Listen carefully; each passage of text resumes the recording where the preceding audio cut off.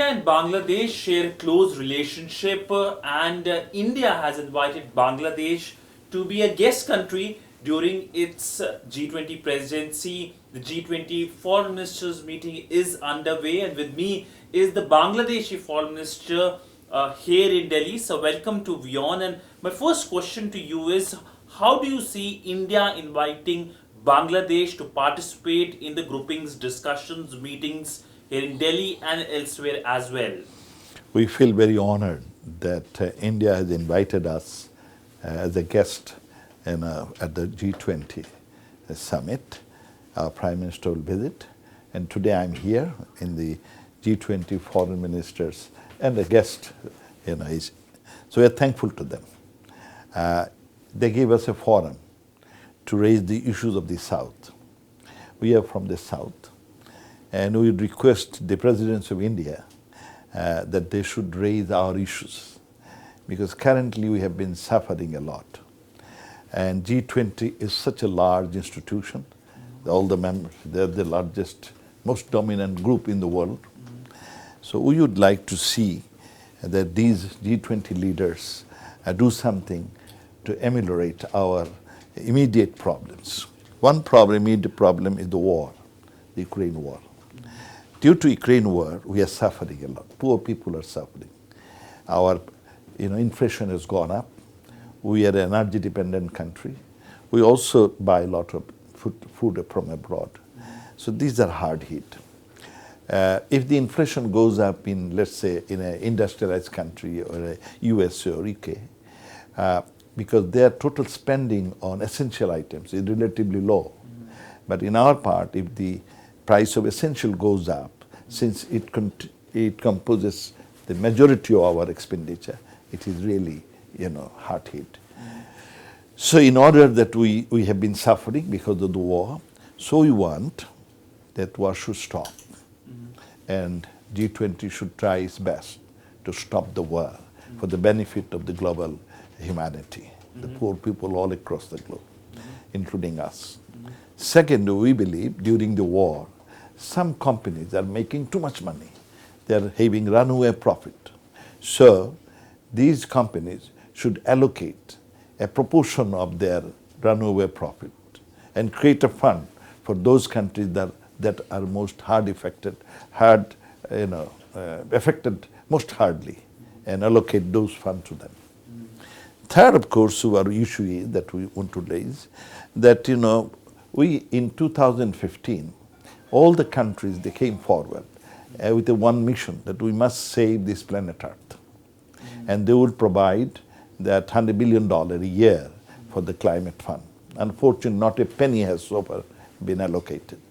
G20, the leader, so they should push enough pressure to the global leaders so that they can come up with that fund. And not only that, they also should push enough pressure on the countries, those are the polluters, that all the countries should come up with aggressive NDCs so that the global temperature remains below 1.5 degrees Celsius. Not only that, each year in Bangladesh, around 650,000 people are uprooted from their sweet homes, from their traditional jobs, and they flock to the cities and towns, create slums. And our development partner, when they come, they feel pity about, they have bad slums. But it is they who are causing, because those the polluters, they are causing. But the unfortunate thing is, when such thing happens, it becomes responsibility of Bangladesh government to help us rehabilitate them. We want the development partners, those who are polluting, those who are responsible for carbon emission, they should share the burden of their rehabilitation. Not only that, I think we will be demanding, and we would request the Presidency of India to raise it in the G20. The issue that I would like to say that each year many countries are spending a lot of money for defense to protect humanity. But if the earth goes, humanity goes. So in order to protect humanity, any country that spends fund for defense, at least they should allocate a proportion of it for climate fund. And that will give you immediate fund. So we have many issues. Not only that, we have another issue is we want to tell the G20 countries that if you want to put any sanction or counter-sanction, please think of the poorer countries, the countries of the South. When you want to do it, don't do it unilaterally. You can consult us and see how we'll be suffering. And in that case, things might work out better. So you mentioned about sanctions. Is this a message to the West? Because it's Of the course. Western countries who are putting sanctions on countries like Russia because of the ongoing conflict, and that you are essentially saying is impacting It is you. creating problem for us. So next time when they put sanction, they should consult us also how badly it would have impact on us, because we are suffering. And if we suffer too much, then they will be losing many friends. Suffering in what way, sir? If you can talk about Our that. inflation has gone up. We have to spend more money for the subsidies because we have to provide some essential items at a relative low. Right now, we are providing to around 10 million of people, you see, food at a affordable price, and the government is subsidizing this, and it is affecting our the economy, development process. Sir, do you think that the G20 meetings are somewhere now getting dominated by the divide between West and Russia, and amidst this din or noise, the voice of the South is joining?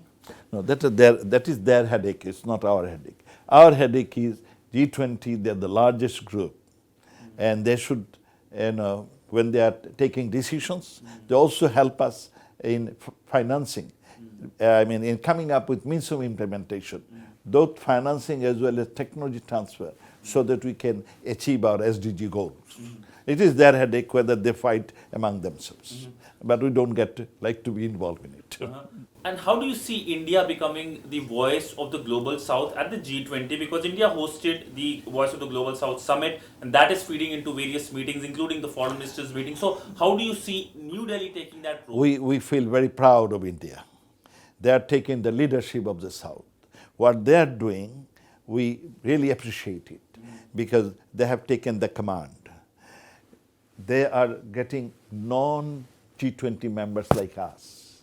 They are getting their views, and they will put those views to the group of, the leaders of G20. And in the process, at least they have given the platform to the Global South to raise their voice, and we are thankful to India.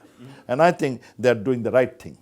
And how do you see India as the chair of the G20, perhaps bridging the divide between West and Russia, playing a mediator when it comes to the ongoing conflict in Europe? India can really play a mediator role, and as I said, we want end of war, and maybe India can take a leadership role in it, because India has good relations with all, and it has a voice, it has the strength, and it has the, moral responsibility also. They are, because they don't sway with the tide. They have their values and principles, and therefore they can take the leadership role to resolve this crisis peacefully, and they should take it. But when the G20 foreign ministers do the actual negotiations, do you see the divide actually causing a lot of problems for countries like Bangladesh? Divide is always creates problem for smaller countries. We don't want that much divide, because this divide, leads mad race. And mad race don't help countries of the world, don't help humanity at all. So now coming to the bilateral relationship, it is undergoing the Shonali or the golden age. So why both sides, in fact, the side here in Delhi and the side there in Bangladesh, says it's the golden age? If you can elaborate on this specific phase. We believe in it. We are thankful to Prime Minister Narendra Modi for coining of the word Shonali Adhyay.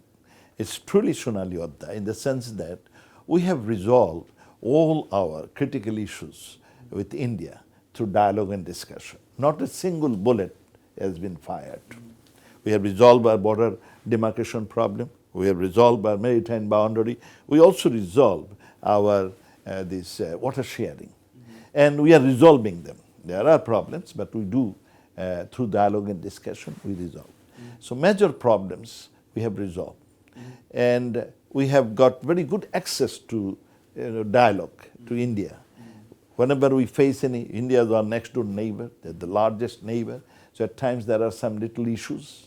And whenever it happens, we can reach them. And they are very sensitive. For example, one issue is, the border killing. Time to time, some Bangladeshis got killed in the border. Indian BSF, they opened. And immediately, people get very upset. They said, you have a golden relationship. How come this happens? It does not happen in other borders. This becomes difficult for us to answer.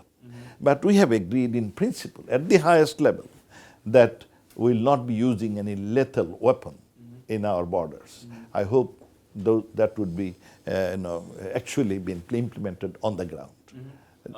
So there are issues as well, as you pointed out. Tista is one. Are you hopeful that it will be resolved someday? Will that day come? Of course, I am always optimistic. I am always optimist. So I believe that someday that issue will be resolved. But I must also tell you that Tista is not the only item for our good relation with India. We have multi-dimensional relationship. So this is one of them. But we hope that one day Indian government at the highest level agree to share the Tista river waters. But unfortunately they have some internal problem. And when they will resolve it, we are hoping that that agreement will be implemented. It is just a question of when it will be implemented. We hope India has that courage, has the strength to deliver what they have promised to us. Deliver the promises. Two key things form the pillar of this relationship, that is connectivity and people-to-people relationship. Our High Commission in Dhaka gives the maximum number of visas anywhere in the world. So what is the latest update, if you can talk about, in both fronts, whether it's connectivity or when it comes to people-to-people relationship? So today I was attending a lecture at the Vivekananda Center, and there some of the distinguished participants also raised this issue. Connectivity at every levels, because at times there are some misgivings. If we have strong people-to-people connectivity, if we have strong understanding within us, then in those cases, those misgivings will go away. Because our relationship is very solid. Historically, you see, India, Bangladesh shares the same values, same principles, and same history, culture, so many things are common. But at times there is some some rumors, and that create difficulty. So if we have a strong connectivity, and you are right that your Indian mission in Dhaka issues the maximum. They said around 9,000 visa a day. But I'm looking forward a day when there will be no requirement for visa, no passport. Once India and the whole of this part, we used to move from one place to the other without any passport, without any visa. Maybe a day will come, when we can do that. I look forward to that. So there is another issue, a problem for Dhaka, that's the Rohingya refugees. On that, how do you see a resolution and how do you see India's role as well in resolving that issue? You see, India can play a big role in resolving the Rohingya issue, because India is also a friendly country to Myanmar. Myanmar is not our enemy. They are neighbor. Only one problem we have with Myanmar is the Rohingya issue. And India should resolve it for their own interest also. Because if this Rohingya problem is not resolved quickly, as I said, it may create some pockets of radicalism, some terrorists. And terrorists are no good. They don't believe in faith, they don't believe in borders. They can create uncertainty in the whole region. As a result, many of the investment, the development trajectory that India is doing in Myanmar, or even Chinese are doing, those may go into vain. So before that happens, I think it's for the interest of India and Bangladesh and the whole region that we must resolve the issue of Rohingya and bring sanity up there. And India can do it because India has very good relationship with Myanmar. So our reading is they have to put little more proactive on this issue. Well, thank you so much, sir, for speaking to WION. It was pleasure speaking to you again. again here in Delhi, and our conversation will continue. Thank you so much, sir. Thank you. You are most welcome.